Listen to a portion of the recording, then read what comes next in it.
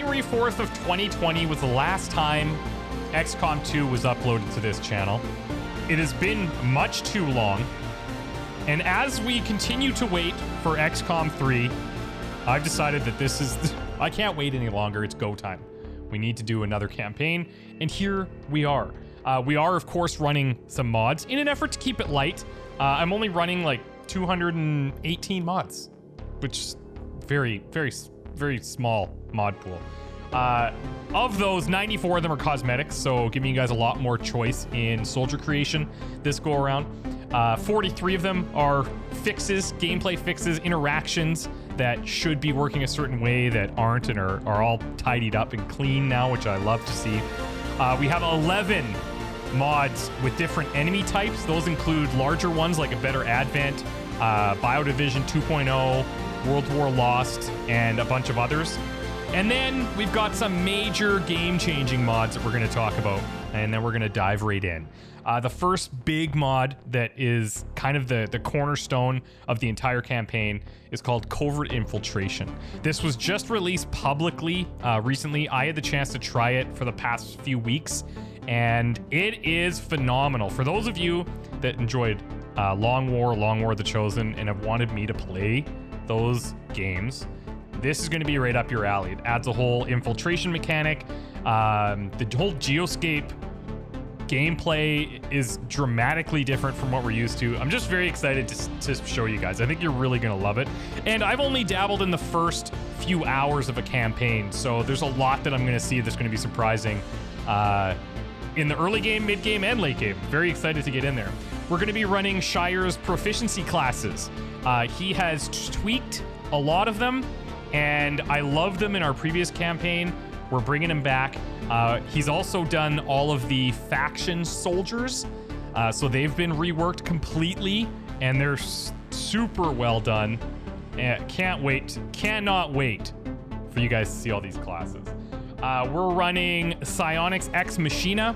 So instead of having PSYOP soldiers that just train all the time and then come out in this final mission as a giant powerhouse, this is going to enable all soldiers to have access to psionics at a lower level. So we'll have a spattering of psionic abilities that are thrown in here. And the way it's implemented is very cool. We'll keep that as a surprise until we get there. We're also running Yellow Alert, which is changing the way that enemies react and how undiscovered pods are circulating around the map. And sometimes they're going to go to flank you. They're attracted to sounds, and it's just a whole rework of the way that enemies interact with XCOM. So it should make things a little bit less predictable, which I think is going to be super cool. Lastly, you guys can still submit soldiers. We definitely got an overwhelming response. Very, very overwhelming. This is the largest starting pool that we've ever had.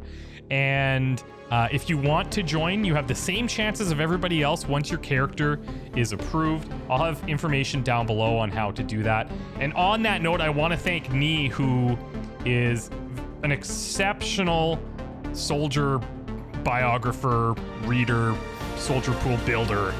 She's just been an immense help. She goes through every submission, makes sure that there's nothing too crazy in there, nothing super offensive, and make sure that all of the mods work. It's just, she's done an amazing job, so big shout out to her. Without further ado, I think it's go time. We want to find out who our starting 6 are. That's right. And you're going to notice the Gatecrasher is not quite what it used to be. We're going to play on Legend, obviously. Reduce beginner voiceover, show subtitles. We're going to be running Not Created Equal, but I've limited the top end of the HP pool that can be granted. Normally, your rookies could spawn in with up to 6 additional health if they roll really lucky numbers. But for us, we've got that capped at 5. And I think that's a much better situation there. But all that means is that we're going to see some randomized aim up and down, randomized mobility, hacking, even size stats. All of that stuff can be impacted when the soldier is generated. Next, we are going to run without Iron Man. With this many mods, you never know what can happen. But I'm playing Honest Man. This is very important because some people don't quite get what that means. It means no reloading if things go bad. If things probably will go bad at some point, meaning people are going to die. And we just got to embrace that. And then lastly, we're gonna untick this so that all of this stuff is just RNG, and whatever happens to us. It's gonna be a blast. Here we go. And yeah, we're gonna watch the intro movies. Accessing the feed now. Like we've never seen them before. We're in. But I don't know for how long. You seeing this? Way too much security, even for Advent. That's no ordinary gene therapy clinic. They were telling the truth. Or they're leading us into a trap.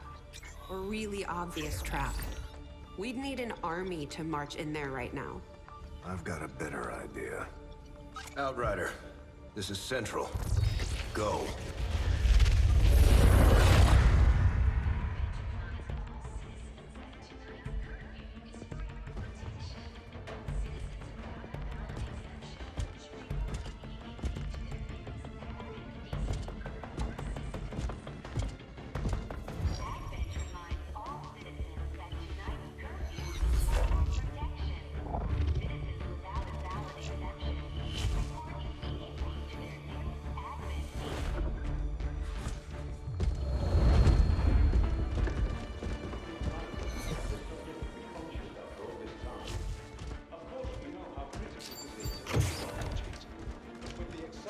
Timeline you placed upon us, mistakes are bound to happen.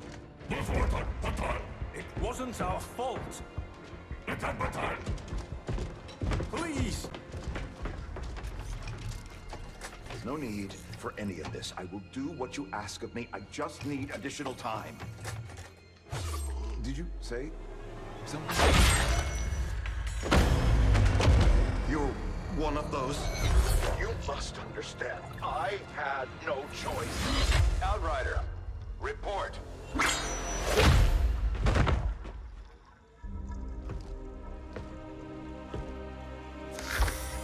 So, you do exist. Outrider to Avenger, I have visual confirmation. Are you sure? Reapers are always sure. I'll take your word for it. Cover your tracks and get the hell out of there. They can't know we were here. Yet. Understood. Now the real war begins.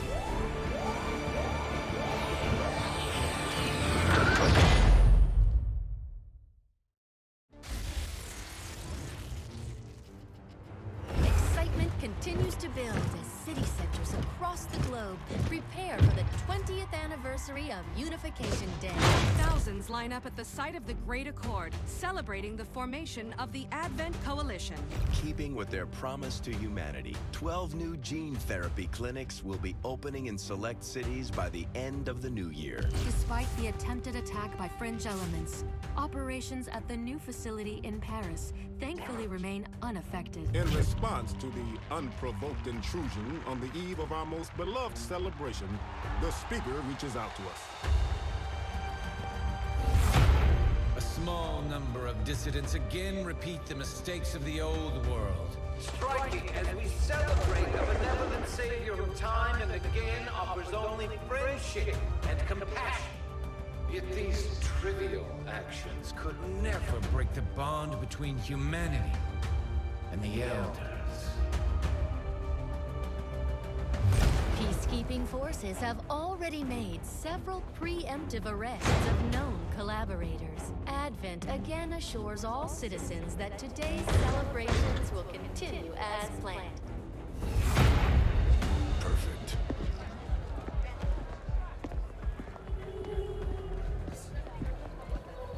The Advent administration reminds you to report all suspicious activity to your nearest peacekeeper. Only together can we build a better tomorrow. Approaching position. You were right. They've definitely got their hands full today. Stay focused. Prep Gatecrasher. 60 seconds.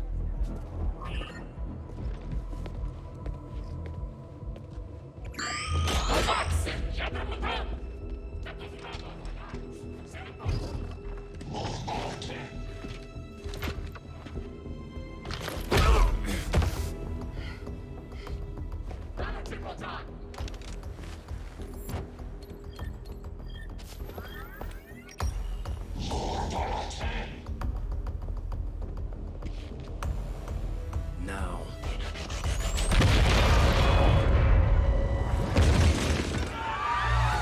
Signal received. Loud and clear. Okay, Gatecrasher. Your turn.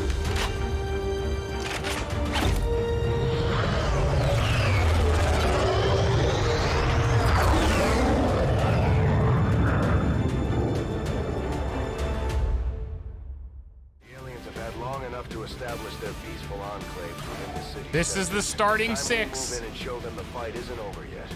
We're deploying to hit a high-profile target, one that they won't be able to cover up so easily. Move to secure the target site and eliminate any hostile contacts in the area.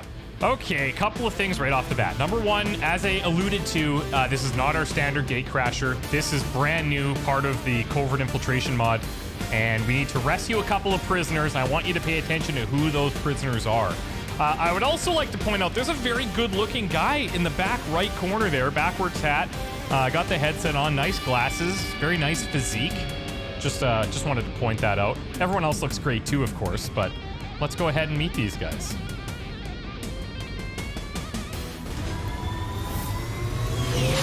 I already like the top hat. 1-5, we have a confirmed location for the VIP. Move to rendezvous. Now Eliminate all check hostile contacts. this out.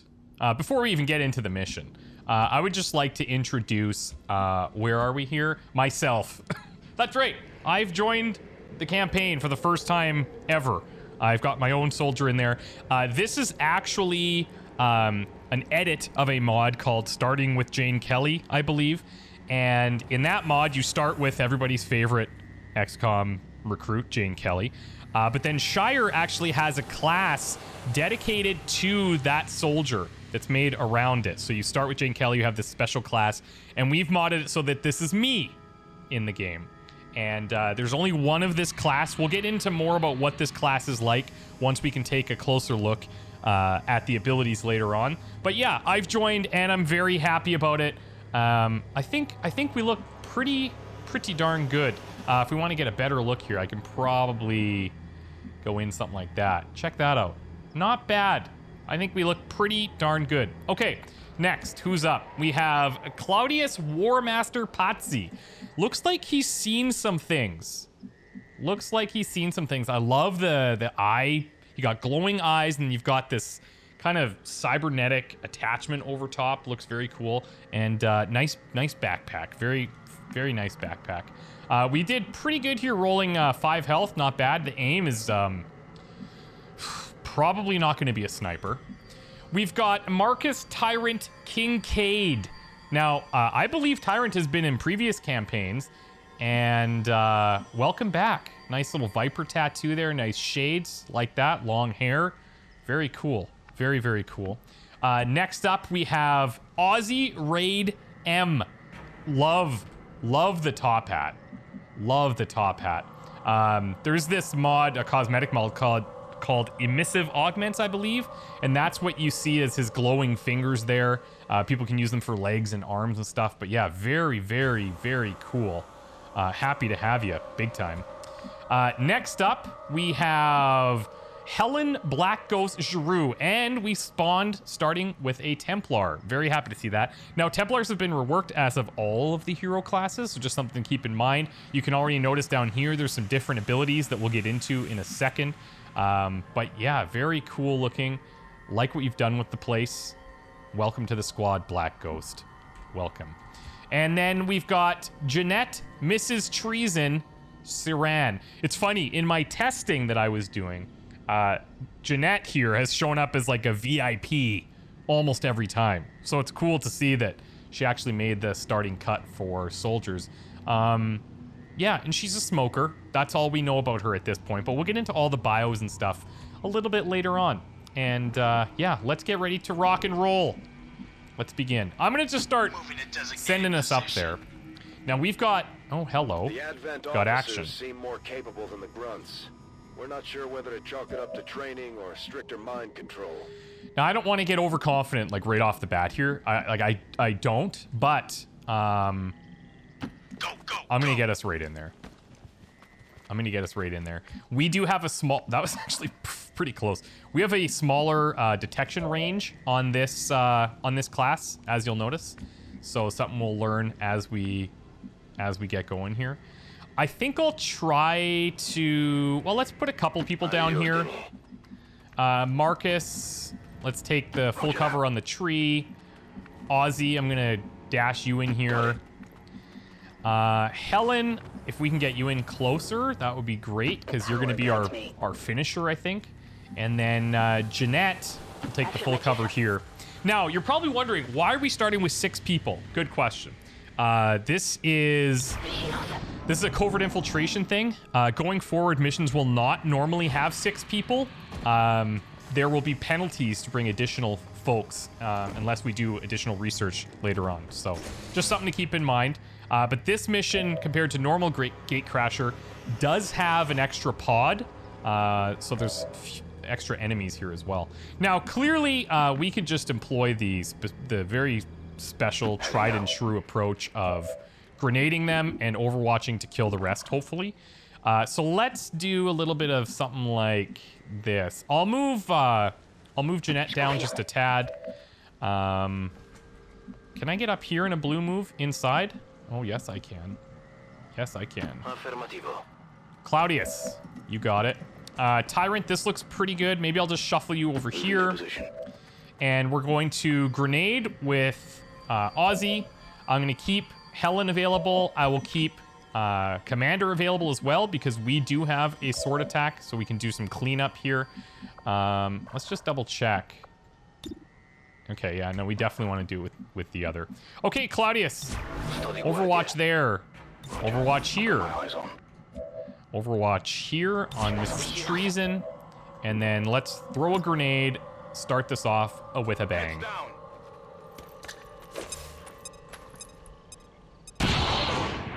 Oh, okay, we didn't get the 4 damage on any. That's unfortunate, but let's see how the first shots of the campaign go. No pressure. Shot number 1. Right in the spine. Shot number 2. Right in the shoulder. Shot number 3. We may as well pack it up and go home. This campaign, we won. We've already won. Oh, that's such a good feeling. That is such a good feeling. Now, notice, I'm still concealed here. This class doesn't reveal when the rest of the squad does. We'll get more into this a little bit later on, but yeah, very, very happy to have that. I'm gonna go up and grab this loot. We got cryptos to kill.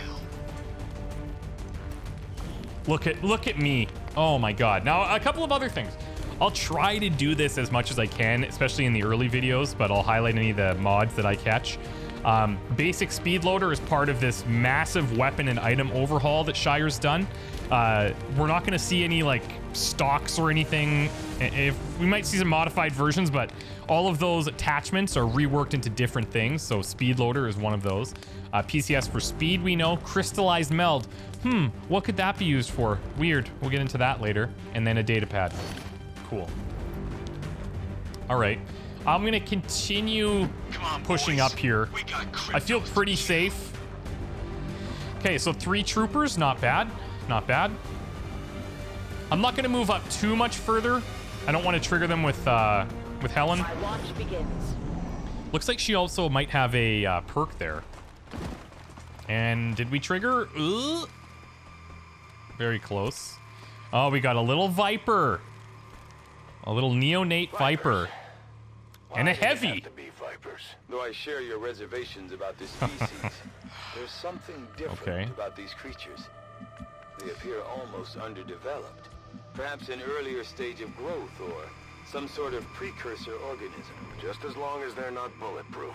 So the neonate Vipers are a specific class mod that we added to give some early game variety. I'm just going to shuffle around here to see if I can get a visual of that pod. Yeah, and we definitely did. We definitely did. There is a setting in one of the mods to show us, and we have done this in the past, to show us when we're going to break that pod or like activate that pod. I've turned that off just to kind of keep things a little bit more guessworky, if that makes sense. I feel like that's too powerful. We've used it in the past, but I've got it disabled here. What I might do is just send these guys in like one step closer. I'm going. We'll do one round of overwatching here. I don't want to trigger them just yet, but if they come into us, then game on. I'm on it. Let's see what they start to do here. Oh yeah, we're gonna get them. Okay, well, there's our first miss there to Mr. Top Hat. That's okay. It's a long shot, I understand. And a second miss. We're gonna get revealed here. This could be interesting. Oh, wow. The shot that hits does kill. Exceptional job. And we might not even reveal. Ah, but we've got another pod, baby. All right, yeah, here we go. This is where things can get out of control. Even on Gatecrasher. Okay, now. I maintain concealment here, if you can believe that. This is actually a decent option for us. That clears out this one. We've got Overwatch. We got 2 Overwatches to contend with, unfortunately. So one thing we could do is we could take this to remove the Overwatch there. And then I think I take this shot to get rid of him and that Overwatch. We might get lucky and kill this trooper. You know what? Let's start with this. Let's start with this. Can I hit both? No, I can't. Grenade! Surprise! Did not get the 4. All right. We're going to stay here behind full. 0% high cover and 16% defense on our 56 aim. Yeah, that's makes a lot of sense. But you can hit barrels. Anybody can hit barrels. See you later. She is a little further than I would like, unfortunately. However, we might be able to go in with grenades. Starting with 6 is nice because we get just so many extra explosives to throw. But we're gonna have some problems getting back there, and I'm dangling myself currently. Never dangle yourself. Ever. How am I gonna do this? I guess I'm gonna stay in full as much as I can. And we'll take a look at a couple of things here before we do anything. So this class has Empower. Activate, and the next energy ability used this turn will be empowered, costing 1 additional energy to cast. Now you're building up this energy by doing your rend attacks as normal. You also have this brand ability, brand an enemy with a psionic hex, making them 10% more likely to be hit and suffer critical hits. Empowering will cause the target to take 1 additional damage on all incoming attacks, and an additional 1% damage when critically hit. So very nice boost to like the squad, really. We've also run a mod where people can get starting traits. Now, this one happens to be positive. They could be negative as well, and in most cases they are. But she can deal additional damage to Faceless, which is, I'm super happy to have that. I'm hoping, yeah, we can launch this. That's beautiful. This should remove the cover and at least 3 health. Oh, there's the 4. There's the 4 that we've been looking for. No pun intended. Okay. Oh, this is going to be rough because this heavy is in full cover. I don't love it. And we're super flankable here. So what's our aim looking like on Aussie? Aussie's got a 64, 61, 61. All right, Aussie. And you can't even see the Viper from here. Is that right? You can see it from here, though. Okay, you can see it from here. Let's take it. Now, the base game, the base aim in the game at this level is 65, I believe. So our not created equal can go anywhere from 55 to 75. Not a huge change on this one. Ugh, that's gross. But maybe... Not today. Yeah, I didn't get it. No, you didn't. That is definitely true. And I don't have a good spot to move up here. We've got 5 health, so I'm okay if we got to dangle a bit, but... Let's go here. We do have a shot. And, you know, I'm going to put Marcus in here in full cover. We're not going to have a shot at the Viper. I feel like we could overwatch this, but I'm just going to hope we get... Hope that that doesn't happen, basically. And I guess I'm about to overwatch this. This could get spicy right here. Raid as well, only 3 health, very unlucky. Oh, right between the legs. Almost hit the berries. Full cover. Beautiful. Not gonna like this, let me tell you. Great. That actually might save him.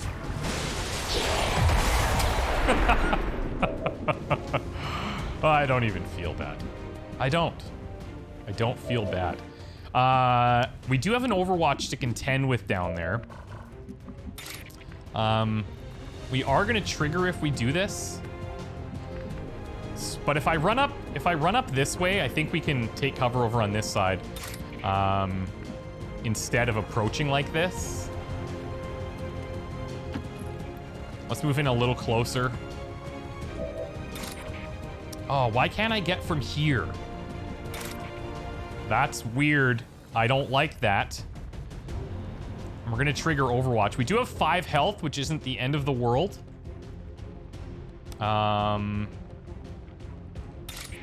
Let's do it. A righteous strike. Oh, nice. Okay. See you later. Welcome back, Commander. Welcome back. Harnessing energy. Yeah, I like to see that. Okay, good. Oh, also, she can move after this rend, which is nice. We'll deal with that in a second. We do have to be a little concerned that we might trigger another group here. We could go in for the slash that would leave me exposed, and I wouldn't have any cover if I do. So maybe we come over here. No problem, Commander. Nice. I got an 81 there. We also do have another grenade. So let's do this. We'll take the shot. We did not get the kill, which is kind of annoying. But, you know what? We'll take the AP from flanking. Sure. And then we can give these guys a chance to hit. If that doesn't work, we've got a grenade for a finish. It's a super whiff there. Not good. Super whiff. Running dry. Whose grenade are we going to use? Tyrant has promotions. Everybody already has these promotions, so it's not a huge deal. Let's move Treason in. I can't wait to read these backstories. I'm taking low percentages here because I know I have the guaranteed kill, but if I can save the grenade, then... Well, then I can save the grenade. All right, I'll go.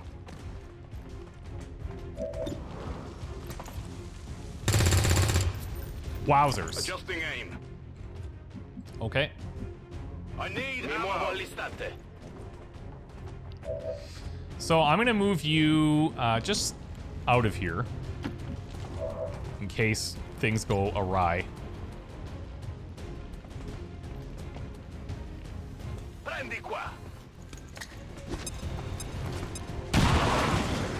All right. See you later. Now let's get our other grenade guys, grenade carriers. It is clear. Up a little bit more. Let's do some reloads as well. Reload on Treason. What's your mobility? 12? Yeah, not bad, but I do have to wait. We can reload there. Ordini confermati. Mi muovo. Affirmative. Covering now. I'll keep it under watch. I'm down to 4. I'm just gonna like pull back a tad. Get reloads in there. And then we'll scout ahead. Probably with Black Ghost, I suppose.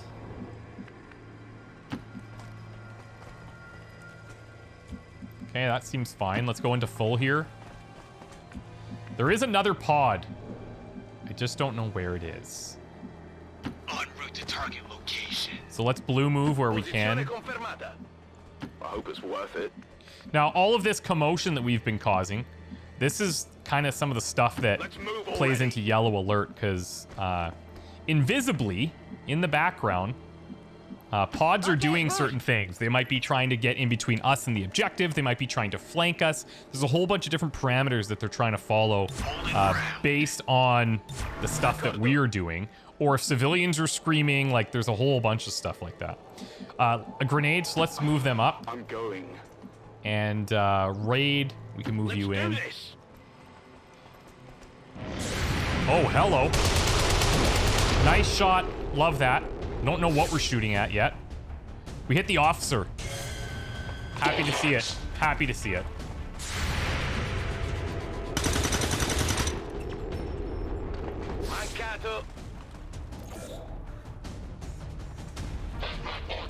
Great. So they usually, well, not usually, but they have a chance of taking defensive actions, and they have a chance of taking offensive actions. That was an offensive one. So I'm glad we have our grenade guys up here. I just don't know if I have a great spot for them. I guess here is going to be as good as any. I can maybe move our commander over a tad, but we might want his sword to go in and finish people. All right, let's see what your arm is like, Miss Treason. You know, it's not bad. It is not bad. How much of this wall can I possibly take with me? Boom! I love this. I love the cigarettes just hanging out. Absolutely love it. I don't suppose we can get there. Nope, not with Black Ghost. It's unfortunate. We do have the sword here at 81%, which with the sword is almost always a miss.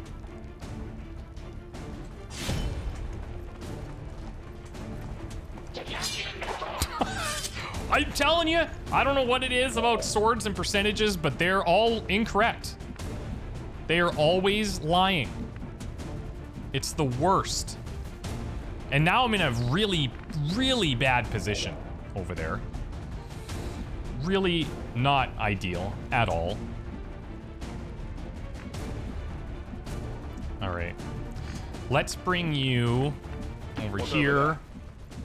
Raid. How much health do you have? Only 3. Means I kind of got to stick you in full here.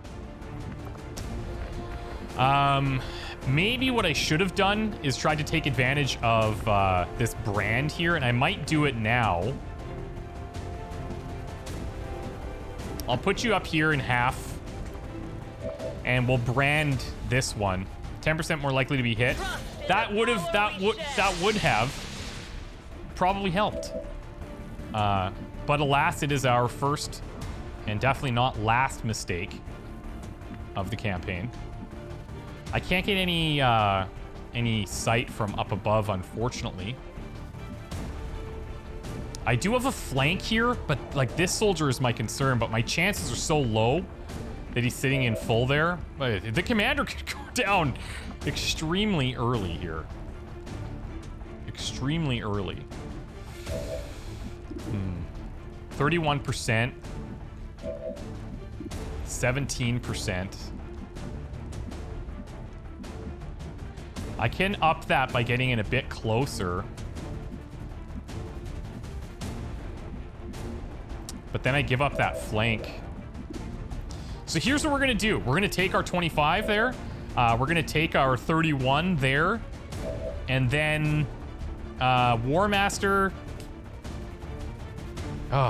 Either way, we could get flanked. So then I might come down and just take this flank and hope that he either whiffs us or does small amounts of damage there, because there's not a whole lot I can do. I could overwatch this, I suppose, but this guy doesn't even have to move to flank us, so I don't love it. Let's see if we get a blessing from the RNG gods. Come on, baby. Oh! Who's keeping score? Oh! Oh! what I'm talking about. Raid. Oh my god. That is nasty. Now all we need to do is have a great shot here from WarMaster to make this look savable. I got 49. This is not a great percentage. We're still in trouble. But he's flanked, so let's see what he does. That's nice. That's good for us. Oh, oh god. Okay. Okay. This is XCOM. This is how it is. Yep. Now notice these prisoners just before we leave, or before we succeed here.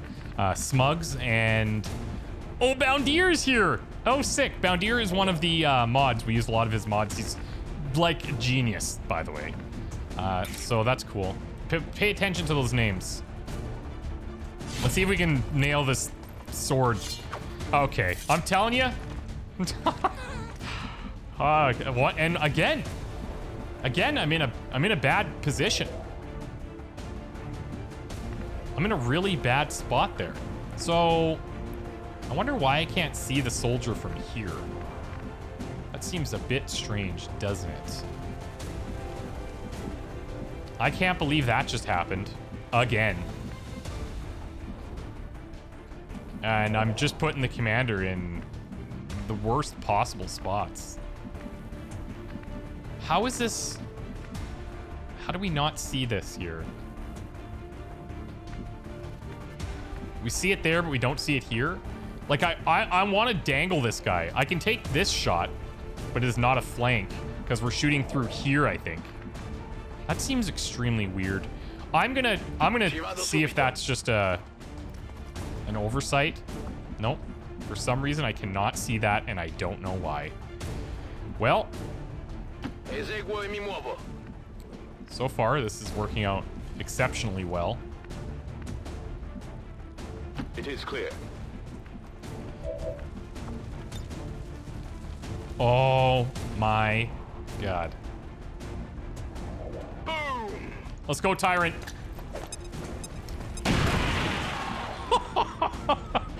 And we got the 4.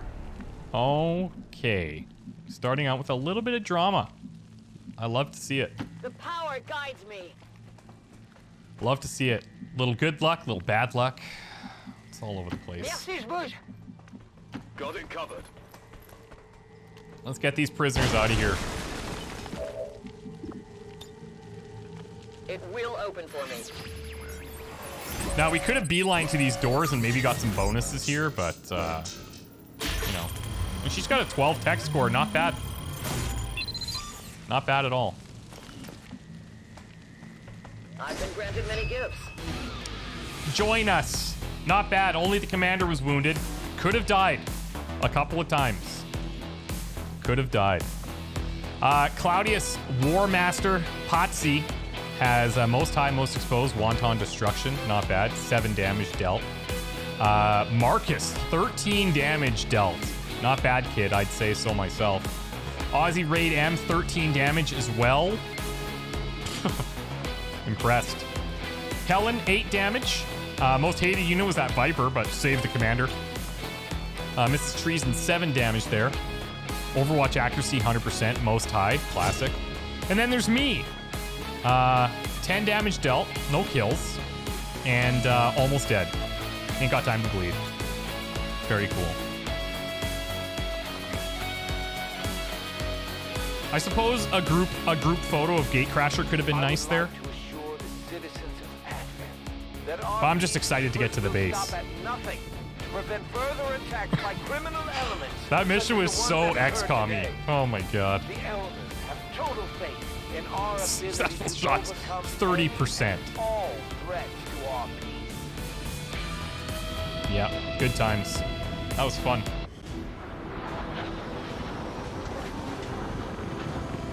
I so much prefer what they've done here with the new Gatecrasher. It's just every mission goes there's this smooth, potential for spiciness, you know. Control of the planet. Okay, Commander will be back in 7 days. That's fine. He'll be back before you know it. We'll do all these promotions inside as well. Day Riley, happy to have you. That was the person, one of them that we just recovered. What we saw earlier was her nickname. So the speed reloader, or the speed loader, gains 1 free reload that does not cost an action.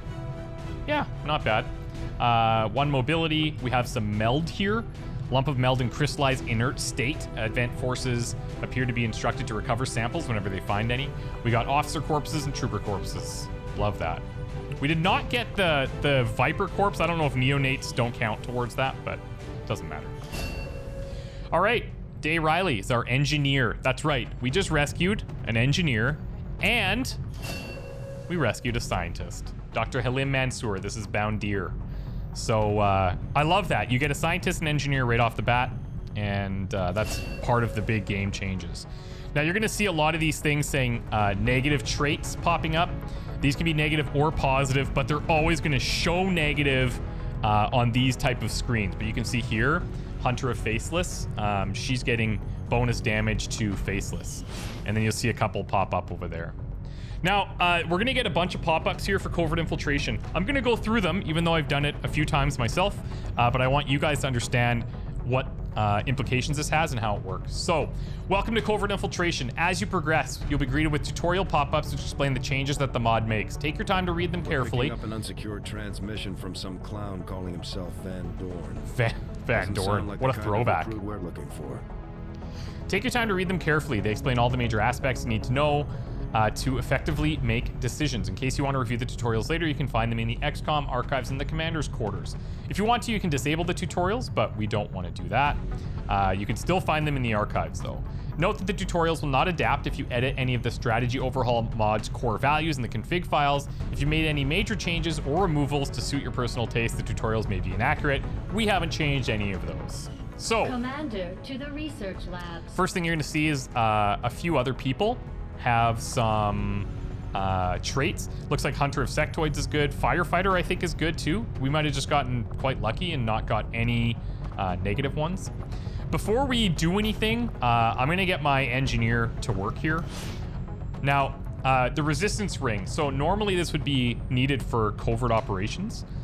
That is no longer needed. I should say for covert actions, okay? When we build this now, it unlocks resistance orders and a variety of upgrades. When the ring is built, you'll be able to assign orders instantly. This can only be done once, and afterwards you'll need to wait for a supply drop as normal. The Guerrilla Tactics School has also been tweaked, but its core functions remain intact. A tutorial to explain more will appear when you build it. And speaking of, that is going to be the first one that I start building. 100 supplies, 28 days. School construction Let's rock and roll. initiated. Now, I'm not going to assign our engineer there. I'm just going to let that start to build, and I'm going to start clearing right now with Riley. So 10 days on that, 28 days on the Guerrilla Tactics School, and then let's get into, I guess, our research. Impressive, isn't it? Capable of generating immense power, yet completely harmless to human life. If only the same could be said for the rest of the aliens' technology, Commander. Dr. Richard Teigen, Chief Science Officer. I am responsible for the entirety of our research here, as well as the procedure you so recently underwent. Welcome to my lab, such as it is. I'm not sure what Central may have told you, but we found something while removing you from the alien stasis suit. A device implanted directly in your occipital lobe. Had I access to the equipment available to me during my tenure at Advent, I would already know the precise nature of its function. However, given time and your approval, of course, Commander, I assure you, I will find out. Which brings to light an additional point. Though aspects of this facility How do you guys like those indeed subtitle impressive, sizes? I am Pretty but big, one eh? man.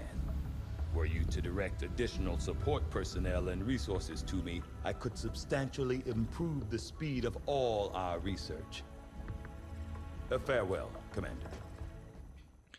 We're now playing in 4K, which we haven't done before. So, yeah, tiny subtitles, but it's fine. So a couple things we could do. We could start with modular weapons, hybrid materials, alien biotech. This is a really nice mod that shows what the unlocks are, because for somebody like me, I can't remember all of these details all the time. So that's going to come in very nicely. That said, I'm going to go biotech because I want to unlock the infirmary right away because I want to start building that. In Covert Infiltration, having your guys out of commission is bad news bears. So we want to fix that up. Let's do it. I do find that area of research to be among the more intriguing options available. We'll begin work immediately. I'll send word when a complete report is available. Let's go to engineering. I'm gonna let these cutscenes roll. It's just because it's been so long and it's nice to get like reacquainted with everything. Okay, reworked your repulsors with some of the parts I salvaged from their old engine. Should fix that stabilization problem you had. Come on, Rover. It'll work. Commander! Getting our tech to talk to theirs is harder than you'd think. Lily Shen, Chief Engineer, at your service.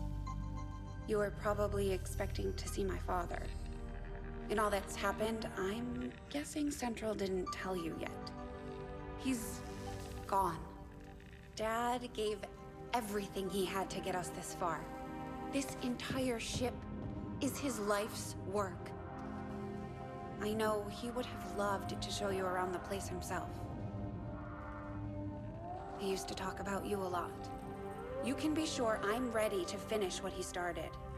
Might not look it, but from here, I can fabricate pretty much anything you come up with. And with a little more help, well, you'd be amazed with what I can do. It was an honor to finally meet you, Commander. Right back at you. Okay, there's nothing we need to do here, but notice some stuff up here. Robotic repairs. We'll get into some sparks and stuff later on. There's nothing else we really need to do here. We could take a look at maybe building some of these.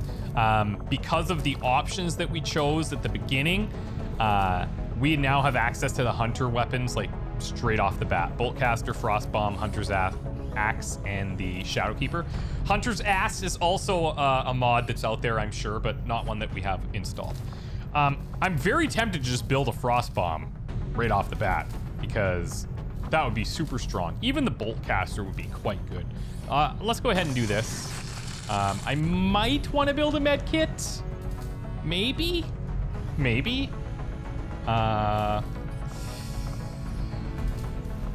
Maybe a flashbang. You know what? Let's build a flashbang. All right. To the armory, or should we go to the Geoscape? It's been slow going. We're going to the armory. But We've been I've made summoned. headway interfacing our equipment with the alien technology still embedded throughout the ship. Okay. Most of the primary systems are now operating on some combination of our technology and theirs. My hope is to use the best of both worlds to come up with something new, something the aliens won't expect. Yeah, so check this out. We got 3 traits in our entire pool.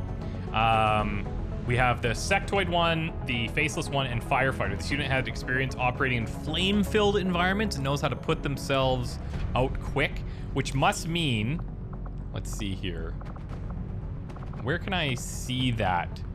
I just want to see like the full breakdown of what that means. But maybe it just means that they catch fire and it goes out right away or something. Who knows? Anyways, let's meet everybody. We've already met our first 6. We'll do our promotions soon.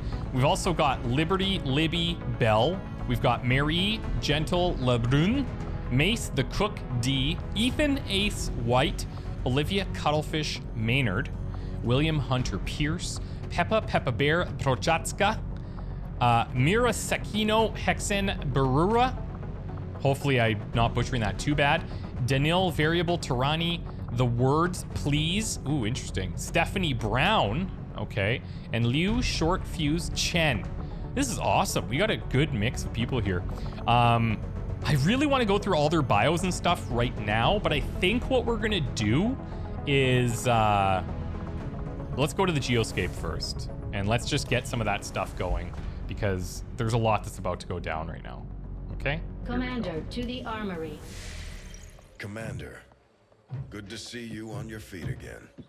Welcome to the bridge, the nerve center of our operation. The aliens have our entire world in their grip. Advent controls everything. Government, communications, industry, not to mention the military. And it's on us to take it all back. Resources and time are tight, Commander. It'll be up to you to decide how to best use both. The ship is yours. Thank you, Mr. B. Appreciate that. And here's where things get crazy. So, in Covert Infiltration, most activities are launched through the Covert Ops menu. You can deploy as many soldiers as you have available on as many activities as you want, but be careful with how many you commit. New missions will appear throughout the month, and Advent retaliation strikes can happen without warning. To get started, click the Covert Ops label at the bottom of the screen. Sometimes we won't have enough soldiers to complete every available mission. That's very normal. We are not going to do everything that pops up. There's no way. There's no strategic penalty for skipping missions, however, except for retaliation missions and Avenger defense missions. Our information on Advent's operations is currently quite limited. Expanding the Resistance network will increase the number of missions that we discover each month. So that means at the start, we're going to discover fewer missions. As we expand to the continents, more and more missions will become available. Once we gain the capability to do so, contacting new regions should be a major priority. And I love that the team has done this. Bradford's recommendation: Commander, is your strategic advisor, I would recommend sending out a few teams immediately, but remember to keep a squad or two in reserve to deal with unexpected events. So our first thing to scan is for rookies. It takes 10 days. Okay, so we can consider doing that. My people understand the We're starting with Templars, so we see Geist, of course. The Elders see us as nothing more than raw materials for their designs. We will take back our power and turn it again. I love the stealth look too. Very cool. I choose an ally facing a shared enemy. So my followers seek balance with the psionic forces that flow through the earth and all its inhabitants.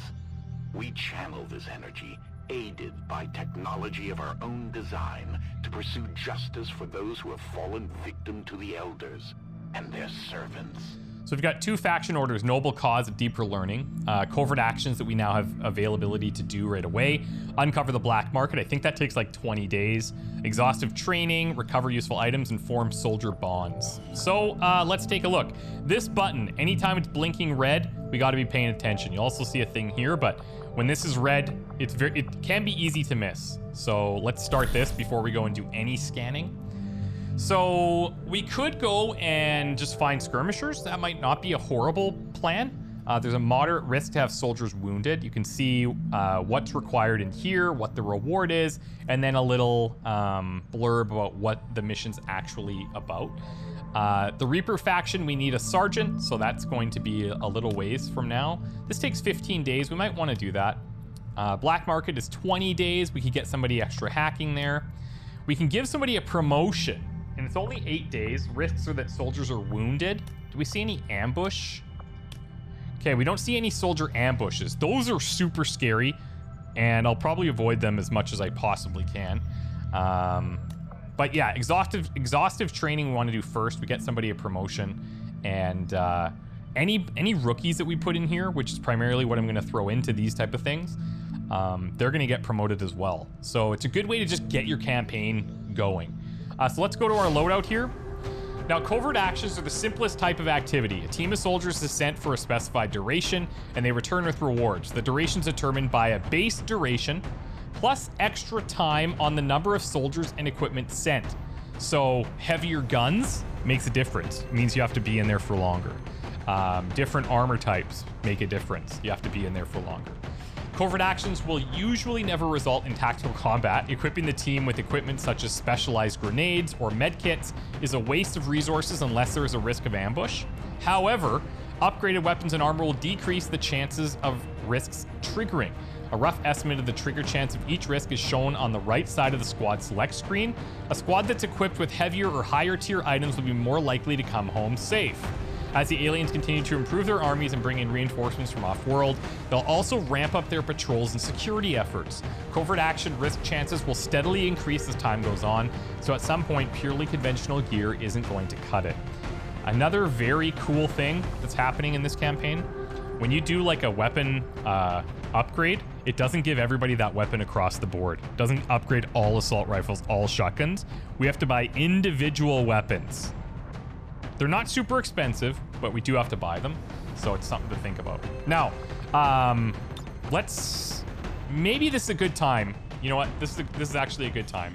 Before we do this, because I want to send in somebody that's already like a squaddy to get a promotion, because everyone that goes on any mission as a rookie to the armory is going to be is going to be promoted anyway. So why don't we take this time to get to know our people? We'll do our promotions when we get to these guys, and we'll just see what our starting group is like. So Helen Black Ghost. You've done a hell of a job keeping this ship together, Doctor. That's all we've got. Yeah.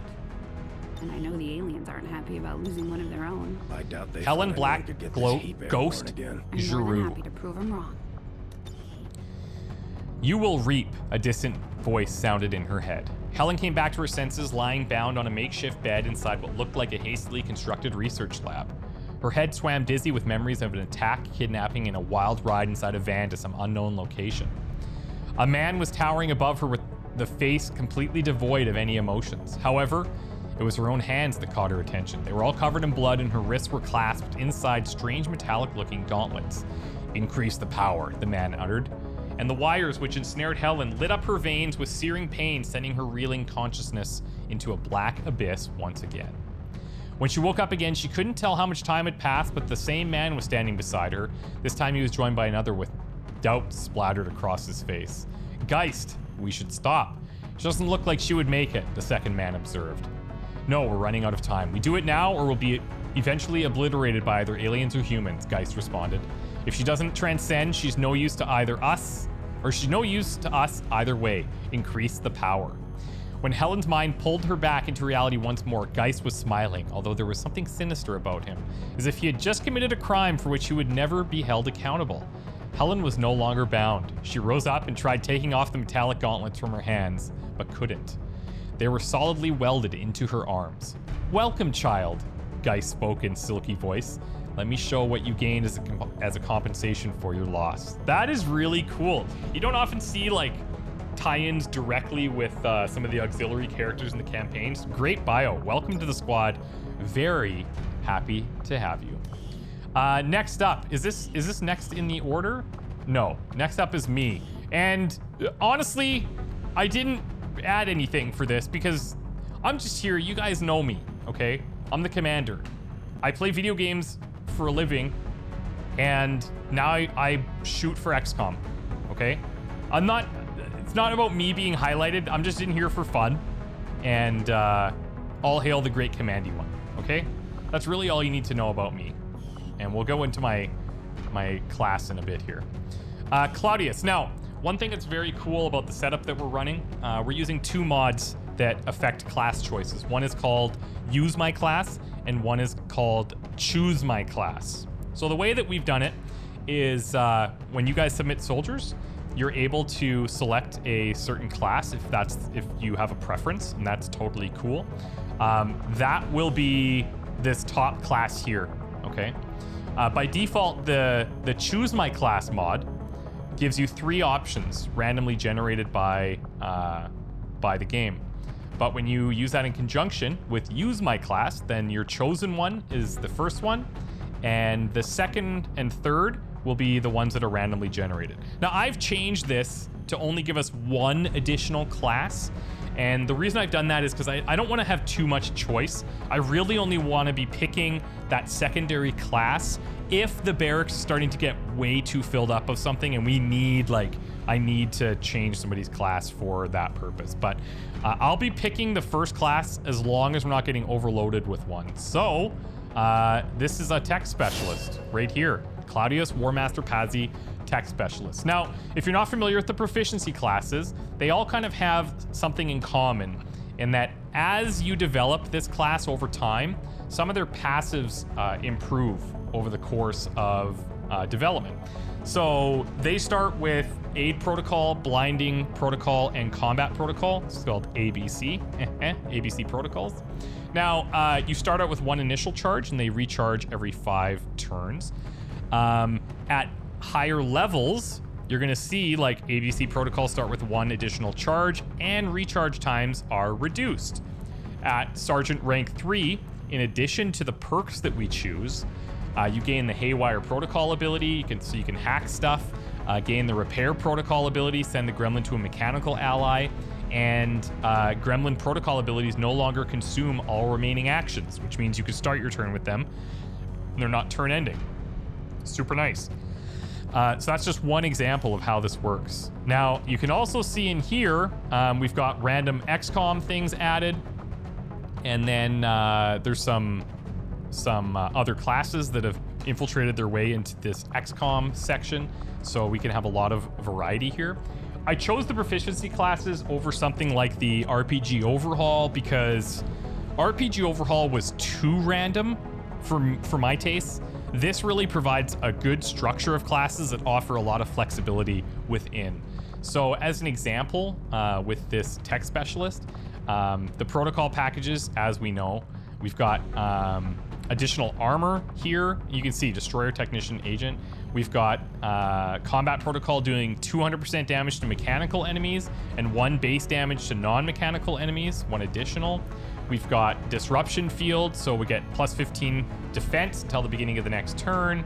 Anti-Armor Doctrine, gain 30% chance to critically hit against mechanized enemies. So you can see like where these things are targeted, but we don't have to stick to one specialization. We'll bounce around and we'll get more into these as we go.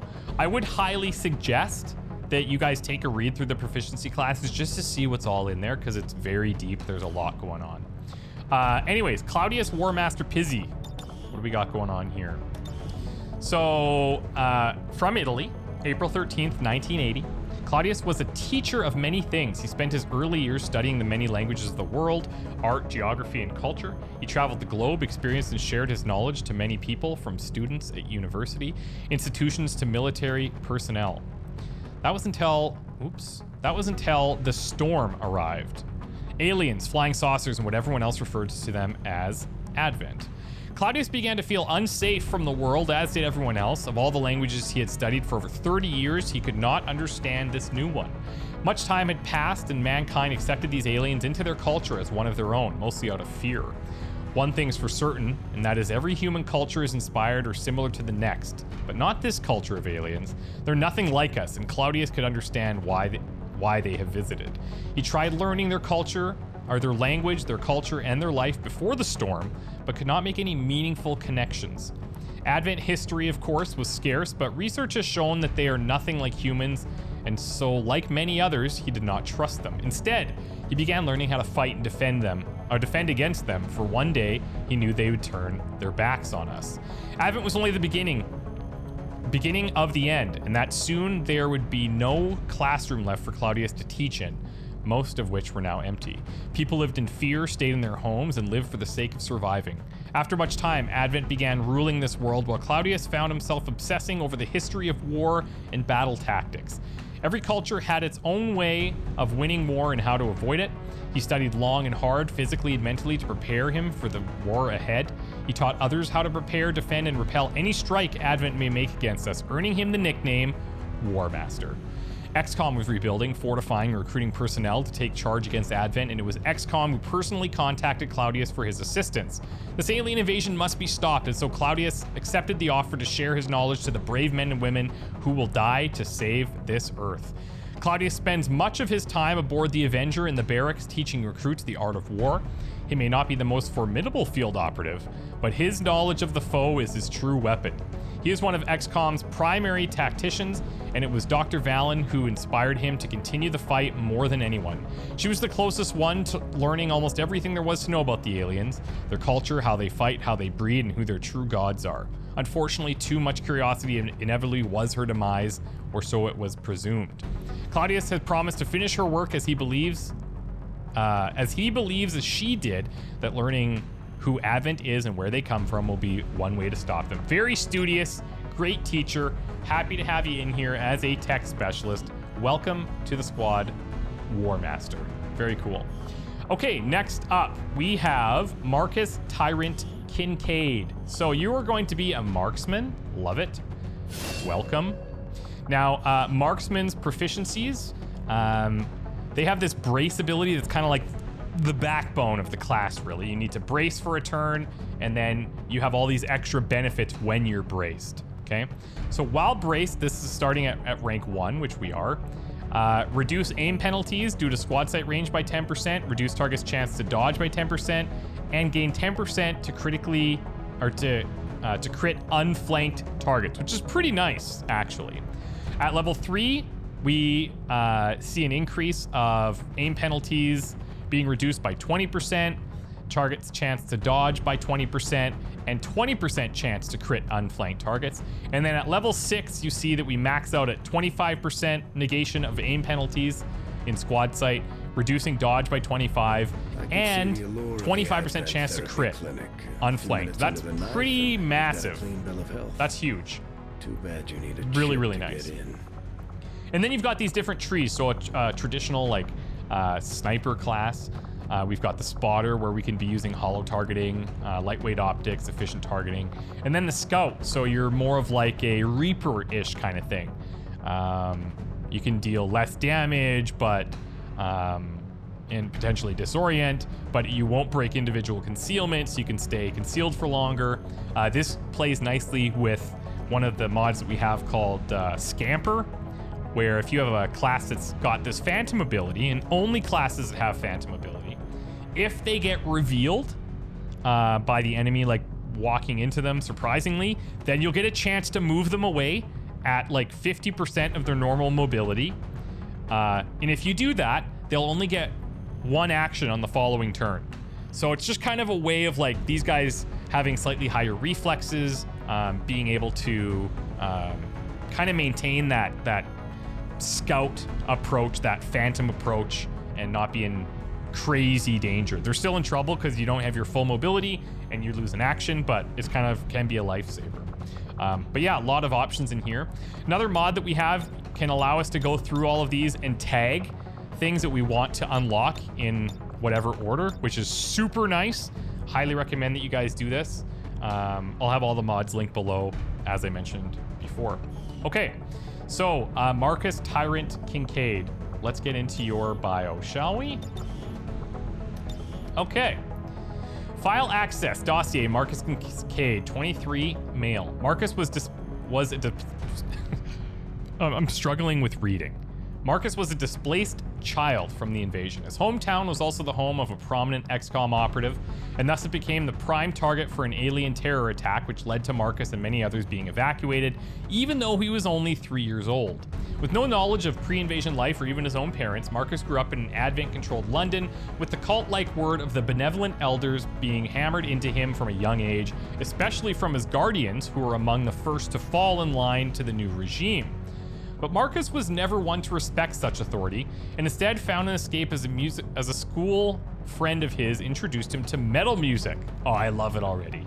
The emotional intensity and F the establishment sentiment resonated with a teenage rebellious Marcus, and before long, he bought a guitar and started learning to play the songs that fascinated him such. He'd often lock himself in his room and play until the sun came up. His guardians paid no heed, as they assumed it was just a brief phase, but it never ended. At the age of 17, Marcus formed a band, Kinesis, with some of his friends. I wonder what that means. The group played together often, and before long started writing their own songs. These songs were often based on some rather controversial topics, such as war, death, and invaders from beyond the stars. Sometimes they'd even perform in small venues, and over the next few years they attracted a decent underground following. But then Advent noticed. Their composition was taboo enough as it is, but the lyrical content of their music drove them over the line. Each of the members was sent a cease and desist letter to take down all of their songs available online and to stop producing music under the Kinesis name, or Advent would do it themselves. Naturally, this was a threat taken seriously by exactly 0 of the band members. They continued to write offensive songs, they continued to perform them, they continued to release them. So a short time later, one of them, Marcus's bandmates, was called up to a gene therapy clinic for a regular examination. He never returned. A day later, another disappeared. Now alone, Marcus realized what was happening. Grabbing everything of his that he could carry, he left the city center and tried to run as far as possible.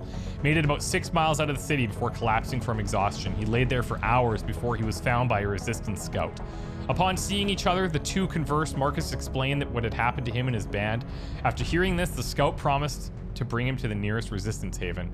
After living with the resistance haven for 2 years, Marcus took up arms and offered to help the resistance itself retake the earth, to discover what happened to his missing bandmates, and to live in a world where performing his music is not a death sentence. That's awesome. I love it. I wonder what you played in the band. Oh, guitar. No, it was guitar. Yeah. I'm quick. I'm very quick. Very cool. Happy to have you. I hope if you write journal entries that you'll consider writing them as songs, because I think that would be super, super cool. All right, welcome to the squad. Happy to have you. Next up, we have Aussie Raid M. and you are going to be a field medic. Happy to have you. We got a nice variety here so far. Medical specialist. The proficiency build-up for this is you get a free medkit charge, and then equipped medkits have +1 charges. So if we bring that medkit on him, we're gonna have tons of healing opportunities. Keep in mind, he doesn't have a gremlin. So if you're not sure how these proficiency classes work, yeah, we don't have any healing at range from across the map right now. But hopefully we can work around that. At Sergeant rank 3, we get a revive charge, and healing abilities heal for extra hit points. And then at Major rank 6, we get an additional free med kit, and healing abilities do even more healing. So very nice to have that. We've got Corpseman, Combat Medic, and First Response trees that we can go down. And when we start to get into some more upgrades, we'll definitely start choosing, hopefully, some ones that keep him alive. That would be great. Biography time. He's from Canada. November 12th, 2003, he was born. Raid is a common story. This story became common in the wake of the invasion. Lost family, lost friends, lost hope. Yeah, we've seen that. Hope. Raid knew all about hope. Before the invasion, Raid proudly bore the mark of the Red Cross, a symbol that brought hope to countless thousands in the darkest of times and in the darkest places. The aliens took notice of this. The aliens did not care for treaties and international law. They targeted anyone who bore this symbol. After joining XCOM, Raid noticed that they did not identify their medics in the field. They did not want their medics identified and targeted, but symbols are important, and Raid knew this firsthand. So he made his own, one that would spark hope to his fellow comrades in arms. When they were down and bleeding out, lives flashing before their eyes, Raid would be the one to bear this symbol to spark that hope and make them crack a smile. No, it wasn't the sight of his face, the stupid way he ran, his mismatched armor, or even the ridiculously oversized pauldron. Where did he even get that anyways? No, it was his ostentatious and absolutely ridiculous hat. That is so cool. It was this stupid hat in the middle of the chaos of battle that would crack that smile on those fallen and let them know help is on the way. Let's get you patched up and back into the fight. This hat's got more work to do. Sure, it was an odd symbol, but surely the commander is okay with odd. Dude, that is so creative. I love when people do little tie-ins to their gear. Damn. That's awesome. Ozzy, super happy to have you. And now that hat has special significance. That's super cool. Very, very happy to have you here. Okay, next up we've got Jeanette, Mrs. Treason Saran. What are you gonna be? A sapper. Okay, I like this. Cigarettes and sappers always go together well. Very, very nice. So the proficiencies for this, explosive ordnance.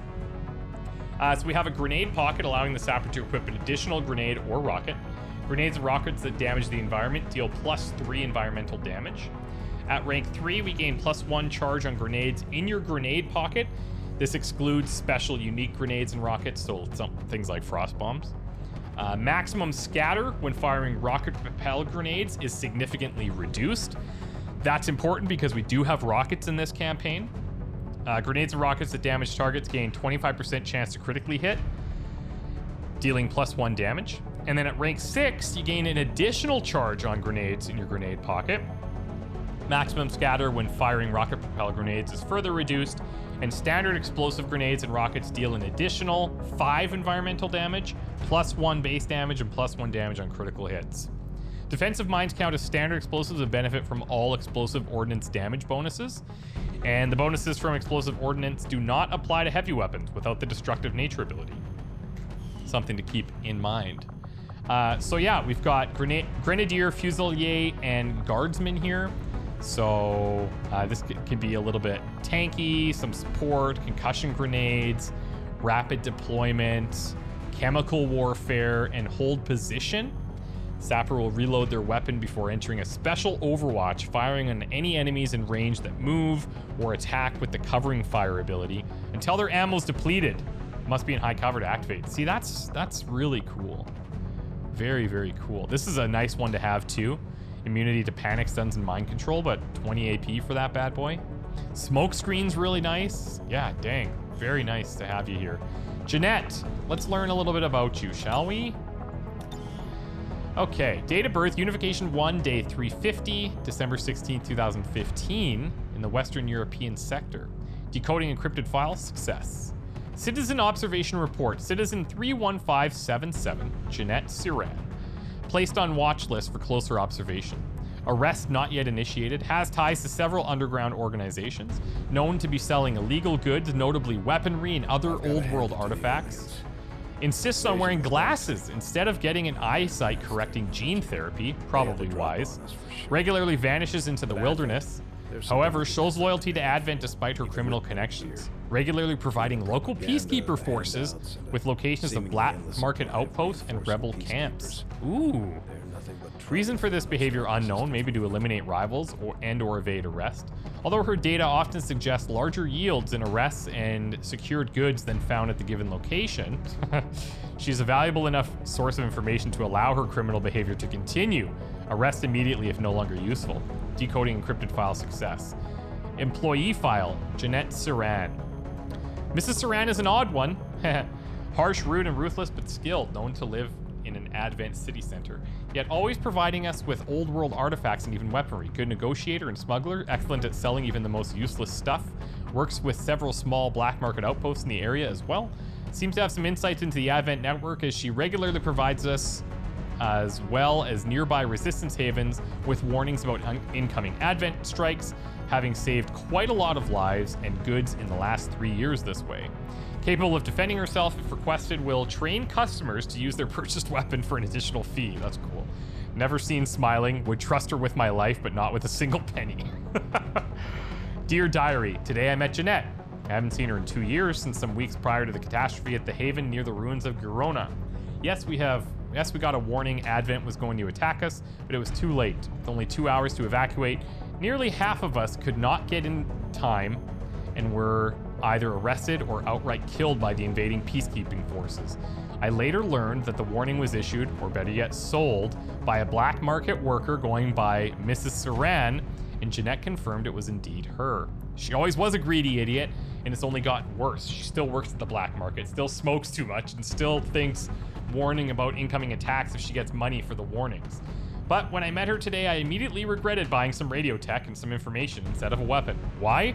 Because I asked her where she got the information, and she answered grinning, I produced it. It's easy. Tell Advent where the rebels are, then tell the rebels Advent is coming. Get paid by both. Profit. I could have shot her on the spot. Go burn in hell, you little Mrs. Treason of a sister. Okay. That's cool. Joanne and Jeanette Siran. Very interesting. Okay, cool. Happy to have you. Now the whole cigarette thing makes sense. So far, all of these bios are just exceptionally well done. We're gonna go through the rest of the bios, but we don't have to do any promotions here, so we'll talk about those as they happen later. And if you're not into this, there's timestamps, so you guys can be skipping ahead. If you're watching this when it's premiering, get into it, because getting to know these soldiers is like the best part. Liberty, Libby, Bell. Country of origin, I can only imagine USA, but let's go with unknown. July 4th, 2026.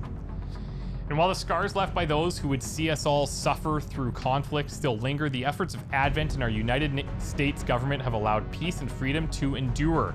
Today, it is our responsibility to uphold the values of our unified society as we remember to strive for justice, truth, justice, and the American way. That speech is her first memory, and the scares she relives every night. When Advent took over, the elders understood that controlling Earth's populations would require a more gentle approach. To ensure humanity's willing obedience, Advent's propaganda campaign for humanity was to be carried out by sympathetic figures, other humans. At the same time as Advent began mass-producing Advent troopers, units with the specific purpose of spreading propaganda were created and spread across the globe to operate in schools, museums, and government offices. For the past 9 years, Liberty Bell was the American history guide at the Smithsonian, tasked with co-opting historical information to foster positive perception of the elders in Advent. That was until she suddenly gained consciousness at the conclusion of one of her tours. The sudden realization of her own existence was terrifying enough, but the thought of Advent knowing she was a broken unit? She had to run. With no possessions of her own except for the now worn-out Statue of Liberty outfit she was required to wear every day. That's so cool. Advent propaganda relied heavily on national imagery. Libby went as far north as she could until she reached the shores of Lake Ontario. Exhausted, she went to find shelter in a nearby gas station, but was shocked to see Advent patrol cars out front. As she turned away, she heard a high-pitched shriek and a gunshot from inside. Whatever it was, Libby felt compelled to help. As she made her way inside, she saw the Advent trooper had his gun raised at a little girl and an older man grasping his bloodied leg. Before the Advent trooper noticed her, she picked up a bottle from the shelf and bashed the trooper's head. The trooper recoiled, so she swung again, but the trooper deflected the broken bottle swing towards her, striking her face, hence the scars. The pain was immense, but she swung once more, striking him across the neck. The body collapsed, but the girl and the man were still in shock. Libby went to check on the man's wound, but the little girl pulled a gun on her. Easy with that, I'm not gonna hurt you, Libby said calmly. What do you want? The girl exclaimed, shaking with fear. What do I want? I want truth, justice, and the... Libby stopped herself. That was her programming talking. Those words had helped Advent harass and terrorize people like them. This is the start of her new life, and as unusual and terrifying as it all was to her, she wanted to do something about it. I want to help. You guys are freaking unbelievable. Okay. Every year, these bios just get better and better. And like, I love when they have the tie-ins to the character design. Like this, you could tell like would be her dressed up as this tourist at the Smithsonian talking about the Liberty Bell, and like that's really cool. And then the scarring on the face from the bottle, like, oh, very, very cool. All right, Marie Gentle Lebrun, very nice. This is a cool looking character. Like, really good use of all of the crazy cosmetic mods we got going on. Really, really good. Okay. What are you all about here?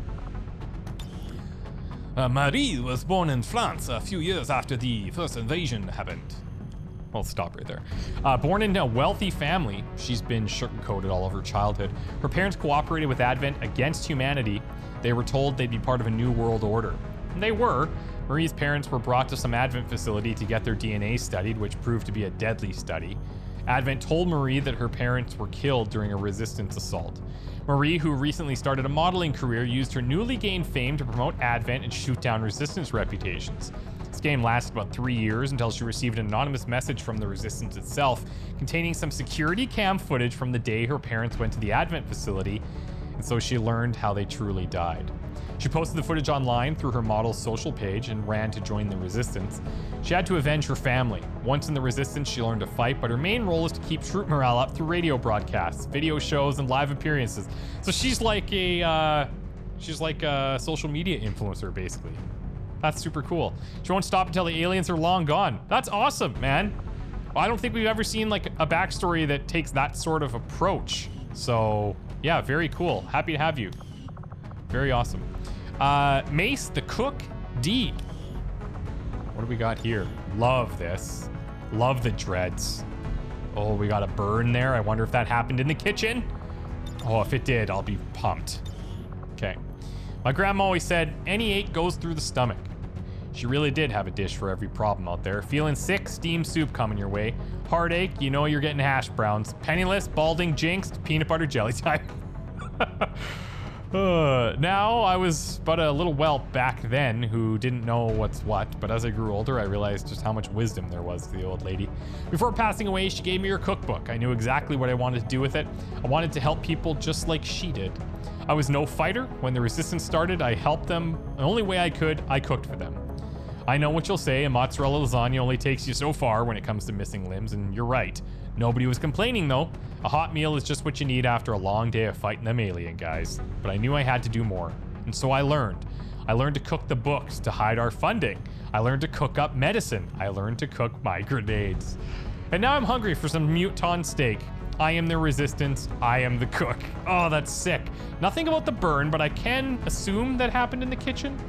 And I guess by the bio here, when he gets promoted, he's likely going to be a sapper as well. Mace, welcome to the squad. Ethan Ace White, who has definitely been in campaigns previous, love the military getup. Like when you go like hardcore military choices like this, it looks so good. Really nice helmet as well. What does it say on there? It says something on the helmet.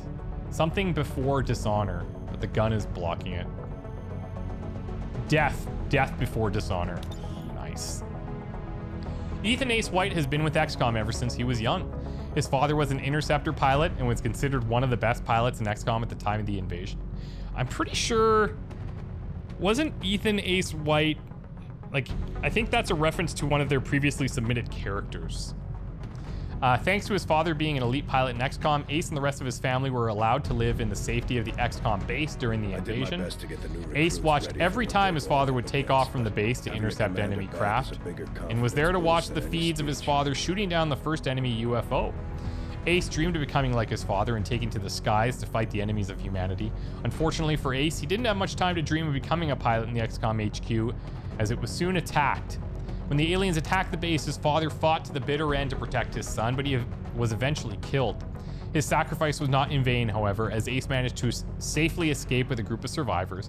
As the years went by, Ace stuck with the survivors of XCOM and taught himself how to fight and continued learning how to fly using abandoned aircraft the group came across in old flight simulators. Once he was old enough to take to the fight to the skies for real, Ace became a valuable member of XCOM and the Resistance due to him becoming one of the few pilots they had who was trained to fly a Firestorm that Dr. Shen and his daughter managed to repair. Ace's main task was to defend Resistance havens and bases from Advent UFOs and troop transports. However, he'd occasionally do aerial recon and do airstrikes on Advent supply convoys and depots.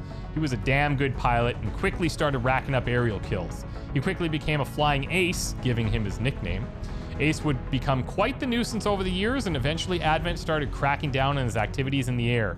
Ace was finally shot down in a dogfight where he fought against an overwhelming amount of enemy UFOs, where he ended up losing his Firestorm and almost his life. Even after losing his fighter though, Ace didn't give up the fight against Advent. He figured that if he can't fight them in the skies anymore, he'll fight them on the ground. This wish, however, didn't come true, as Bradford quickly assigned him as Firebrand's co-pilot, believing that his skills as a pilot shouldn't be wasted. Now that you're back, Commander, Ace is ready to get back in the fight and give the aliens hell once again. Happy to have you back in here, Ethan. Very, very cool. Welcome to the squad. Olivia Cuttlefish Maynard. Okay, Cuttlefish, we know they can camouflage extremely well. Also apparently tasty from what I hear, but I'm gonna guess that plays into the backstory. In case you're wondering, 99.9% of these are the first time that I've ever read these backstories. So yeah, this is exciting. This is my guess. Olivia is a 4th generation XCOM fighter. Her great-grandfather fought alongside of William Carter, Asaru, Myron Falk, Alan Weir, and Angela Weaver to repel the Zujgari of 1962.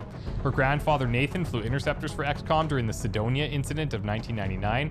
Her aunt Miranda was one of XCOM's finest during the 2015 invasion. After XCOM's bases fell, Olivia wound up in the care of a group of marine biologists formerly housed at Woods Hole. After Advent took over their institute, the scientists looked up any connections they could and eventually found themselves a home in a British resistance group called Nautilus, named for Captain Nemo's ship in Jules Verne's classic science fiction novel.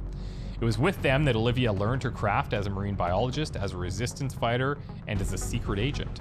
Assigned to the tutelage of an agent named Sarah, codenamed 4, Olivia would learn that the former XCOM scientist Muriel Weaver, who for some reason was helping Advent formulate and execute a plan to extinguish Earth's native marine life, first using chrysalids and then using some kind of psionic lure. Although Sarah and Olivia, together with boyfriends they met along the way, succeeded in foiling Muriel's plan, Muriel herself got away and Sarah was lost, presumed KIA. In the process, Olivia also discovered a rumor that her XCOM aunt's daughter, Alessandra Stevens, throwback to another character we've seen before, was working as the second in command of Jane Kelly's Children of the Earth, seeking to stop a similar plan to supplant Earth's vegetation by replacing native biomes with alien flora and fauna. Olivia is now left with many questions. Why is Advent trying to destroy Earth's biodiversity? Why did Dr. Weaver betray XCOM and Earth? Is it true that Olivia's cousin Alessandra really is alive and co-leading in her own resistance cell? Perhaps most pertinent, how did a group of marine biologists have pre-war contact with a faction like Nautilus? Perhaps the Saru, the one Elder knows. Interesting. Notes. Character in Olivia's ancestry refers to the stories of XCOM the Bureau Declassified, XCOM USO Defense, and XCOM Enemy Within. Olivia's cousin Alessandra Calitris Stevens is a character in Dumas, War of the Chosen Seasons 1 and 2, ChristopherOdd Season 5, and Fleet Admiral J Season 2 and 3, and ChristopherOdd so far only season of Chimera Squad. That's super sick. Oh, I love that. I could tell when people are part of the writers group, and if you want to be involved, guys, I highly encourage you to do it. They're super welcoming. There's a separate Discord where they're always planning out their journal entries and stuff. And when we get a little bit deeper, we'll be integrating those journal entries into the mission load times. So when missions are loading, I'll be reading journal entries to learn a little bit more about these characters as we go along. Okay, Olivia, done. William Hunter Pierce looks mad. Looks very mad. Very clean getup as well. I like the armor pattern. What are you all about?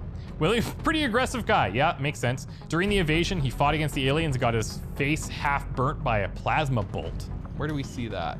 Oh yeah. Yeah. I like that. Getting dangerously close to his face.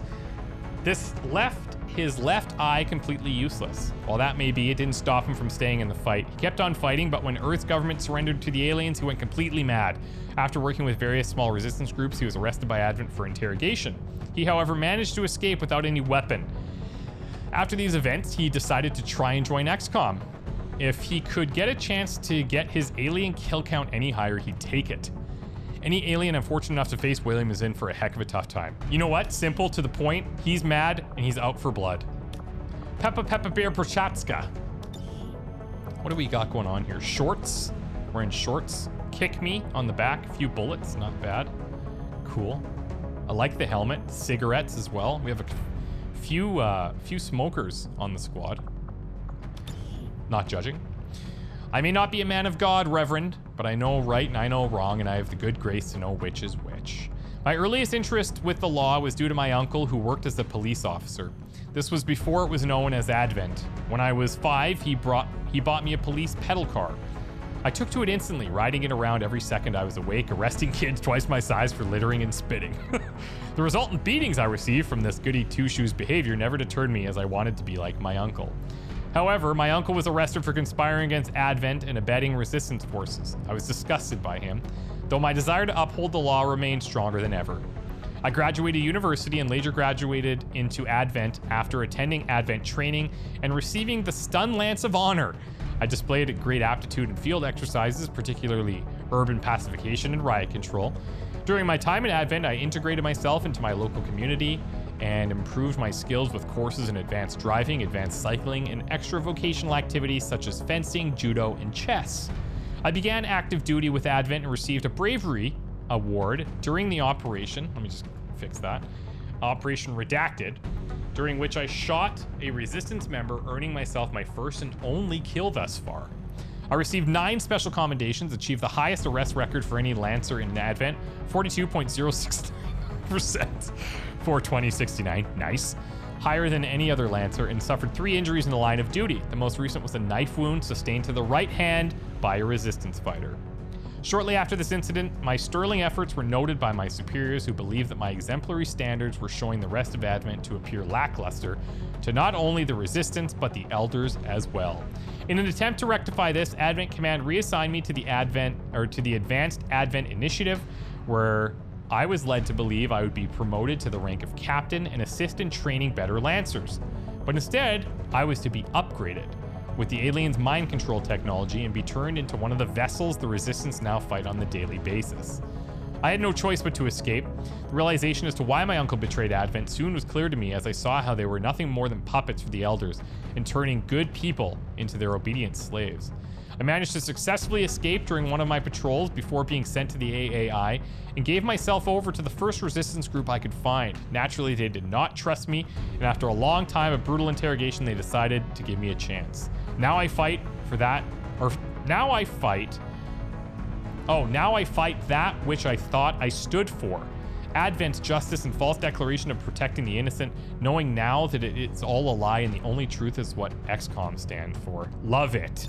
Welcome. Former police, got some avenging to do. Cool outfit in police blue with the helmet even. Oh, Pepabear Bio. Well, I gotta call you that full name, I think, the entire time. From the Ukraine. Very cool. Mira Sakino, Hexan Bio, Daniel Variable, the words please, Stephanie Brown. We got 5 more, I think. Okay. Stay with me, guys. Stay with me. This is Murasakino Hexan Barura from Australia. Very bright colors. Definitely not favoring the camouflage for sure. And is out there to definitely cause some trouble down under. Being a man who enjoys a good bit of chaos. Yep, that's definitely in line with how you're dressed. It makes sense that someone like Mira would be found on the battlefield. What makes less sense is that he values the life of his allies a lot, as he views their passing as a loss in the potential chaos and change they could have created. Either way, joining up meant he had to leave behind his beloved purple top hat, but he is determined to defeat as many aliens as it takes to bring peace to Earth and be there to see it in person. Simple, to the point, loves chaos, is dressed as such. Good tie-in. Excellent job. Daniel Variable Tyranny. Now this is a good looking soldier. That is awesome. Really good choices. Damn. Danil. I hope I'm saying her name correctly. Danil.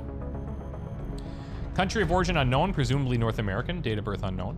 Arising from mysterious unshared origins, Variable's records were lost in the chaotic post-war period. A psychological profile asserted that Variable is a shy, quiet loner with severe trust issues. More complete history has been compiled with reports from her squad mates.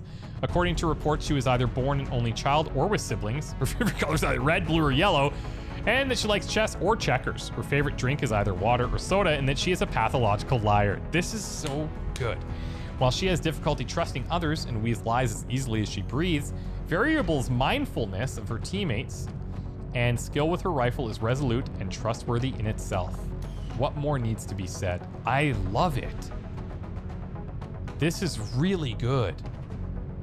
Voice exalt too. Yeah, nice. The words, please. Okay, what's going on here? UNSC patch, got the backpack on, blue, gray, some glasses there, nice goatee, blocky helmet. Let's see, what's your deal?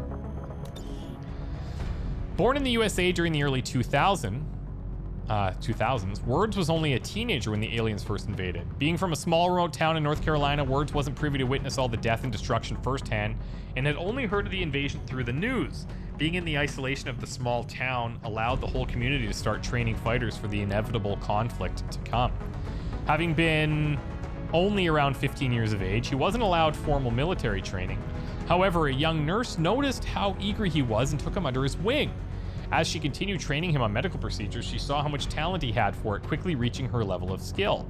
A few years after his training had started, the feared inevitability happened, I think. Humanity had lost the war, and now the aliens were taking over everything and everywhere, including his small town.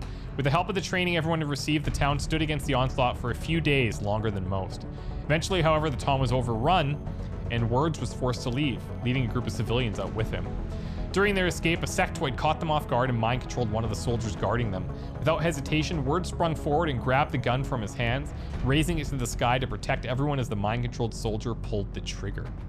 Using his knowledge of human anatomy, he was able to dislocate the soldier's knee with his foot, allowing him to quickly take the gun, aim, and fire on the sectoid. One shot, one kill. In the aftermath of the chaos, Words led his group into the nearby forest and soon into the mountains, where they were able to avoid patrols for years. They built bases and established supply lines with other resistance bases, providing medical aid to all who needed it. Upon hearing of XCOM's return, Words left his group in search of them, stating if they plan on winning this war, they're going to need one hell of a medic. I love this too, and he's a medic that fights, you know? Very cool. So we can see what class he wants to be, and I have no problem respecting that. Welcome.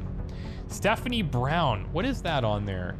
Oh, those little, those are like little medical triage signs. So I imagine we have like another medic going on here. United States, June 3rd, 2005. Formerly a member of the Liberty Alliance, an insurrectionist cult that had formed after the invasion when multiple right-wing hate groups managed to accomplish what Earth's leaders couldn't, uniting in the face of a superior adversary. Having been displaced from their home in Portland, Oregon by an alien terror attack and unsure of where else to turn to, Stephanie and her sister Rose saw them as the lesser evil compared to Advent and decided to enlist. Under Alliance supervision and the leadership of one General Nathan Rockwell, they were given food, shelter, and a sense of community and a cause to fight for. It wasn't much, but for a while it was enough to stomach the war crimes and terror attacks on other displaced communities that they'd become complicit in. While Advent sat high and mighty, controlling the US's biggest population centers, the Alliance had to make do with forcefully seizing whatever scraps of non-occupied territory they could. Their mission statement was simple: preserve what they saw as American culture by any means necessary, and restore the country to its former glory by imposing a strict Christian dominionist rule of law. Okay. Rose saw the Alliance for what it was and became a conscientious objector, opting to save lives as a field medic instead of taking them.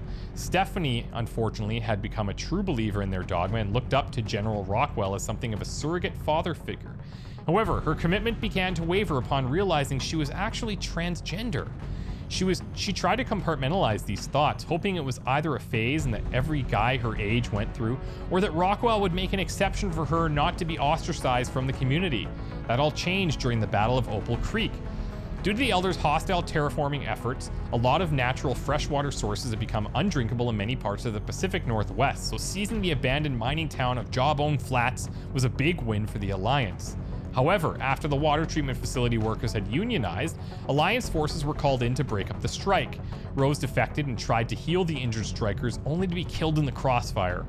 It was only after Stephanie had witnessed her squad members gunning down their own civilians, as well as her sister, that she realized the cycle of violence she helped perpetuate had no real end goal. She took asylum in the city centers the day after and has since assumed her current identity. Bradford's notes. Enlisting this one was not the easiest decision given her troubled background. I know a few resistance fighters who'd had nothing good to say about this Liberty Alliance. However, she's been eager to prove herself, saying the person she once was is just as dead as the old world. And she hopes to atone for her sins by helping us build a better one on the ashes. I'll hold her to that. Oh, very cool. Our first transgendered soldier of the season. Welcome to the squad. Happy to have you.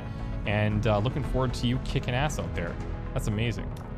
And last but not least, Liu Short Fuse Chen. What do we got going on here? Blue hair. We haven't seen a lot of super wacky hair, so that's neat. This little, I don't know what you want to call this, is really cool. If we look actually at her legs, I just kind of want to see this in full. Oh, I got rid of it. Yeah, there we go. You can kind of see it down there. But it's got these emissive augments, so it's like flowing material. It's beautifully well done. I wonder if we're gonna learn about why this leg is missing. Short fuse. Well, yeah, okay. I have a feeling I might know where this is going. Okay, Hong Kong. Don't cut the fuses too short. The Sergeant Major's words echo in my mind. Those words always bring me back the same old memories of that night. Aliens had swept away our defenses easily. What was left of my platoons was trying to lay an ambush for the advancing alien hordes. We needed to buy some time for the civilians to evacuate and escape the slaughter. The aliens could detect and neutralize our remote-controlled explosive devices, so the Sergeant Major had me assist him setting up mines and explosive to be triggered the old-fashioned way, using tripwires and slow-burning fuses. Don't cut the fuses too short. Sergeant always seemed old. But when he told us that we would use techniques not employed by any military force for over 100 years. Oh, he seemed old. But when he told us that we would use techniques not employed by any military force for over 100 years, but it did work. I'm not sure if I'm missing that up, but we get the gist. Or it would have. Don't cut the fuses too short. The Sergeant Major's plan was going well. We were retreating in an orderly fashion, luring the aliens ever closer into our trap. When we passed the marker, I lit the slow-burning fuse and continued falling back while laying down covering fire. The Sarge was bringing up the rear, but they were moving too slowly. They were still inside the blast radius. The enemy fire was so dense that they could hardly leave cover without being vaporized by hot plasma. I tried hailing them, but they could not hear me over the shouts of dying soldiers and the grunting and whooping of the aliens. I leapt up and ran towards the Sergeant Major. He was calmly reloading his weapon, ignoring the chunk of wood sticking out from his thigh. A nearby tree must have exploded under the plasma fire, turning it into wooden shrapnel. I tried grabbing the Sergeant Major to pull him away when suddenly a fanged shadow emerged from the undergrowth and tore him to shreds. I emptied my clip into the thing and ran, tears streaming down my eyes. Don't cut the fuses too short. But I had. The shockwave of the explosion lifted me up and flung me through the air. The ringing in my ears blocked out any other sound. Someone, I think it was Lance Corporal, picked me up and carried me away. I looked back and saw several huge smoking craters lined with bodies of men and aliens alike. The Sergeant Major's plan had worked. The civilians had managed to evacuate, and now we could do the same. But we left a lot of friends behind. I lost most of my left side, the left leg, left arm, and my left eye gone. Oh, cool. Yeah, I see the little glowing augments on the hand too, and the eye being covered. Wow, really well done. And I had lost a Sergeant Major. A cripple is no use fighting at the front line, so I spent the next 20 odd years building bombs and explosives for others to use against the alien invaders. Then one day, word came in, XCOM was back and they accepted anyone willing to take back our homes from the aliens. They fixed me up with cybernetic replacements for my leg, arm, and eye. It was time to avenge my fallen comrades, time to rid the Earth of the alien menace once and for all. And I am happy to have you here, straight from Hong Kong, Lou Short Fuse Chen. Really, really cool. Yeah, I love it. Welcome. Okay. The only other thing I want to do before we go back to the Geoscape is quickly show you my class. Now remember, nobody else is going to have this class. It's technically called the Intelligence Officer class, and it follows the proficiency method like everything else. So we have the Natural Leader ability, which is over here. This individual is a natural born leader. Their combat intelligence will always be at least gifted, and I got a little boost. I'm a genius. Love that. Remains concealed when the squad breaks concealment. That's pretty standard, like phantom ability upgrade stuff. Reduces enemies' detection radius by 15%. At rank 3, we gain ambush, ability that allows toggling whether or not to take Overwatch shots while concealed. The reworked Reaper class also has this, which is nice. Gain the ability to reconceal on a 5-turn cooldown. And detection radius reduced by 20%. And then at rank 6, bonus vision of 3 tiles and detection radius down 25%. Reconceal has a cooldown instead of limited charges, but requires 1 action to use. It can be activated with either a standard or movement only action point. So very nice. And then we've got things like lightning reflexes in here, honed edge if we go down this tree, slash, honed edge, hit and run, untouchable, which is beautiful. This one, lightning reflexes, cool under pressure, which we already have, shredder, sentinel, marauder, close combat specialist. And then up here, like more of an actual kind of tactician with blindside, ghost, combat presence, where you can give stuff to other people. Dodge, reveal enemies within 12 tiles without requiring sight. That's really neat. Remote start, you know I love that. And Shadow Strike, very cool. This is ranked very high, and I guess that's ranked high because we can reconceal as this class. So very interesting to see how that's gonna play out. I'm excited. I haven't got to experiment with that very much. Okay. You guys still with me? I hope so. Now we actually have to start doing our missions here. Now there's a lot of things are going to happen here in a very short period of time. So we said we're going to do exhaustive training to get somebody promoted. So let's do that. First person we want to decide to promote would be who? Truthfully, I'd probably put myself in there if we weren't wounded. The Templar seems like a decent option, obviously. Just to give us that little bit of extra protection. And then we'll send out a rookie and we'll just send these guys out in order. Looking at some of the stats, these guys all rolled pretty decently. I only see one with 3 health. We had a starting person with 3 health as well, Ozzy, but he's up to 4 now with the promotion. Nobody with aim in the 70s except for Kincaid, and that's after a promotion. So not a lot of great rolls for not graded equally there. Anyways, Libby Bell. Libby Bell is going. Minor risk for wounds, that's totally fine. Total duration is 10 days here, and let's rock and roll. So that's happening. Recovering useful items could be nice here. Forming a soldier bond, meh. Let's go recover useful items. Medkits, flashbangs, and smoke grenades. I probably shouldn't have bought anything before, but that's fine. We can also give somebody +1 mobility here. So we'll stick to rookies. But if I'm looking at their mobility, 11, 13, 14. Very nice one there. We could boost that even further. I think I will. And then we'll just pick from here. Wait, do we have anybody with like 10? No, 11's the lowest. Okay, so let's send Gentle out as well. And you guys can go and do this. Minor chance for wounds, but I'm okay with that. I'm not going to put any intel towards this. This is going to take 15 days. Understood, Commander. My And if we look at the soldiers. If we look at the armory real quick, I'm trying to be aware that we might have a mission pop up. We might want to send some of these guys with some rookies. So 1, 2, 3, 4 people would be available plus rookies. 4 squaddies plus rookies. So I'll tell you what, why don't we also do this? Let's go and locate the skirmishers. And we can give somebody a health boost. Moderate chance that someone's going to be wounded here. I think with this, instead of boosting top end, we'll fix somebody like Stephanie. Yeah, let's put Stephanie in here for extra health and another rookie. Now, these covert actions that we're doing, these aren't going to lead to combat unless there was like an ambush potential. So that's why it's safe to just send these rookies out, and they'll come back with promotions too. It's a really nice way to just like get everybody going, and it's a lot of fun.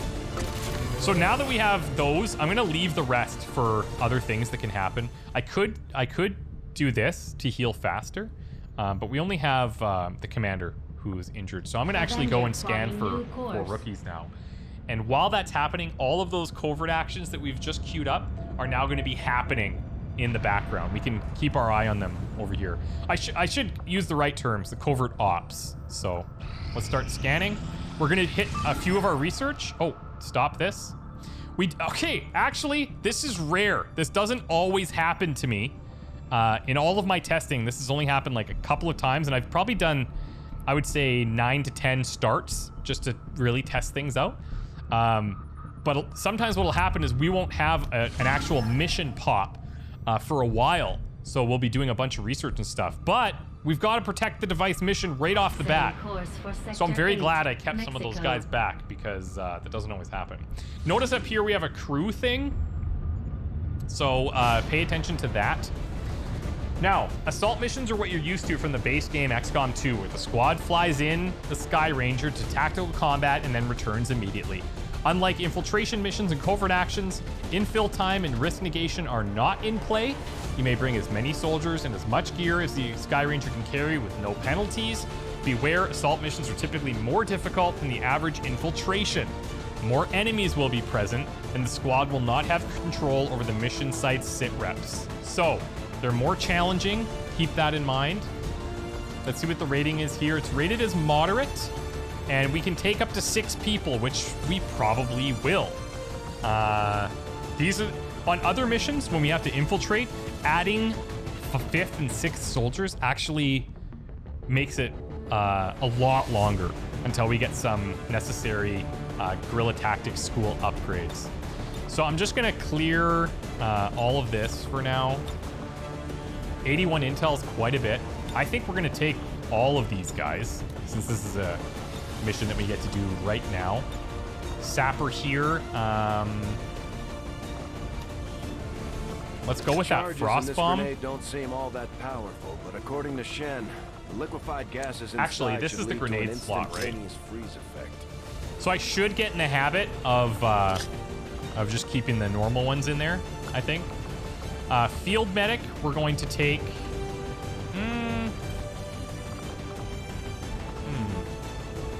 Maybe our tech specialist I'll give the flashbang. Or maybe I'll actually give it to a rookie. We'll take both of these rookies here. Let's go back to the frag grenade. And then let's go flashbangs here. Now, another thing to keep in mind is we're doing a weapon and item overhaul by Shire that changes a lot of things. If we look at assault rifles here, you're going to see that assault rifles have an ability built in called flexibility, okay? So they are going to get a 3rd mod slot that we will get access to when we have modular weapons researched. Since we don't have that right now, it's not going to have really much of any advantage. But keep an eye on things like the damage, the crit damage, and clip size. The old world rifle is just from the legacy pack. It's just a different looking gun. I actually prefer this a lot. But you also have the hunter rifle, okay? So the Hunter Rifle does 3 damage. It can do up to 2 crit. Clip size is smaller. Adds time to infiltration, so no impact here. But it has tracking optics. Special weapon ability for Hunter Rifles. Tuned for accuracy, Hunter Rifles gain plus 8% aim on all shots and are more effective at long ranges. Gain plus 10% critical hit chance and 1 point of armor pierce against marked targets. So that's cool. That's not bad, actually. Firing the primary weapon ends the soldier's turn. In the absence of special training, use upgraded loot from enemies. Now, yeah, okay. I don't know if we want to use this or not. The plus 8 aim could be quite nice, actually. We also have a potential for using an arc thrower here. We can stun a target, or we can go with pistols. I think we're going to go with an arc thrower, though, with our field medic. We have the hollow targeter and the sniper rifle here. I'm going to go to Marksman's rifle. The abilities for sniper rifles is that direct shots gain 10% chance to hit and crit. Buff to sniper rifles, very cool. Skeletonized stock on the vector rifle. They gain extra mobility and 15% reduction to concealed detection radius. Also, as you know, we can move and shoot with the vector rifle. Cannot do that with snipers. But let's go like a true sniper build here. We also have the hollow targeter to grant some additional aim. Field medic, we're gonna go maybe Old World Assault.